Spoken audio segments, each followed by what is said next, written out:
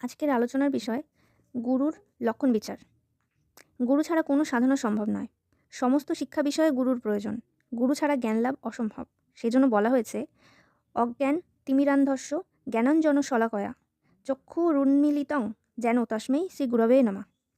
এর অনুবাদ হচ্ছে গুরুদেবী জ্ঞানরূপ কজ্জ্বল শলাকা দ্বারা অজ্ঞান অন্ধকার নাশ করে শিষ্যকে জ্ঞানচক্ষু প্রদান করেন। সেই গুরুকে প্রণাম করি। সাধনার পথে অগ্রসর হতে হলে পথপ্রদর্শক রূপে গুরুর প্রয়োজন। তার আদেশ ও উপদেশ মেনে এগিয়ে যেতে হবে সাধন পথে। গুরুর কৃপা, তার পথ নির্দেশনা সাধন পথে সম্বল বলে জানতে হবে।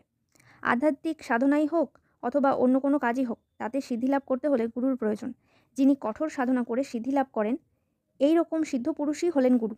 তবে বর্তমান এই রকম সিদ্ধ পুরুষ দুর্লভ থাকলেও তারা লোকচক্ষুর অন্তরালে থাকেন। কচ্ছিৎ কখনো কোনো ভাগ্যবান ব্যক্তি এইরকম গুরুর সন্ধান পান। উপযুক্ত সিদ্ধ মহাপুরুষের সন্ধান যদি না পাওয়া যায়, তাহলে তন্ত্র স্রষ্টা মহাদেবকে মানসিক গুরুরূপে মেনে নিয়ে সাধনা করতে হবে। সাধন সম্পর্কে গ্রন্থাদি পাঠ করে সেই রকম নিয়মগুলিও আচার অনুষ্ঠান এগুলো পালন করতে হবে। সাধকের উপযুক্ত গুরু বেছে নিতে হয়। সেই জন্য অরণ্যচারী বা গুহাবাসী সন্ন্যাসী অথবা শ্মশানবাসী অথবা মঠাধ্যক্ষ প্রয়োজন হয় না। যে কোনো সদ্গুণ সম্পন্ন সংসারী মানুষও গুরু হতে পারে।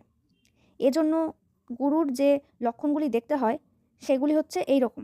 1 নম্বর, তাকে হতে হবে ঈশ্বর বিশ্বাসী, নিত্য পূজা পাঠকারী, শিষ্যের আপন দেশবাসী এবং বর্ণাশ্রম অনুযায়ী কোনো আশ্রমের সঙ্গে সংশ্লিষ্ট থেকে সেই অনুযায়ী আচরণকারী হতে হবে।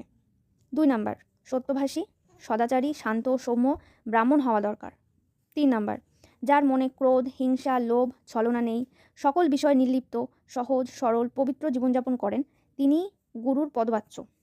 4 নম্বর, যিনি কুসংস্কার মুক্ত, রাজনীতি ও ষড়যন্ত্র কিছুতেই লিপ্ত নন, তিনি গুরু হবার যোগ্য।